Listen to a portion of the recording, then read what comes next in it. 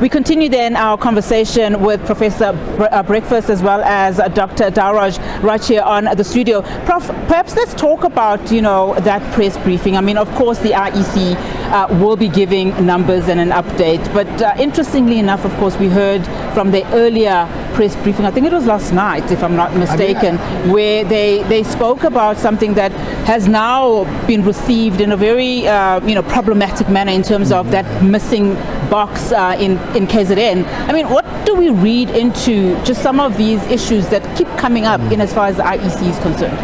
Well, I mean, throughout history, the IEC has facilitated successful elections. One of the provisions of the Constitution, I think it's section 190, it says that the IEC must facilitate successful I'm quoting it verbatim. But there have been gaps which are a matter of concern. One of them is what you pointed out earlier on. And I think the worst part of it is that will create a scope for litigation. Whether the people who might institute the legal action will win that or not, that's not the issue. But I think one can advance an argument.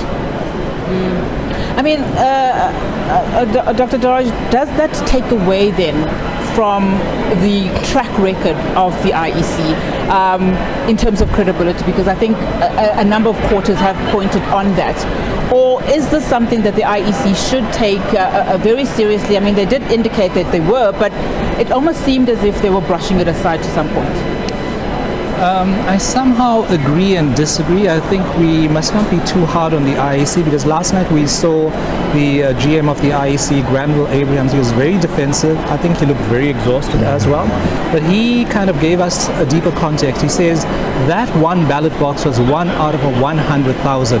You cannot actually chastise the IEC for running these elections. That's just one box. But he said it is an important thing. They're trying to locate the missing ballot box.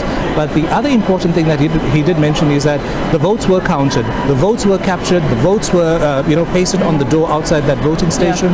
They were transferred to the local IEC municipal office, and those votes were registered and fed into the national board that we see behind us. So those weren't lost votes, and obviously there will be possible litigation around this matter, but I don't think it will actually stain or blemish the IEC's reputation that has been quite handled quite nicely since 1994.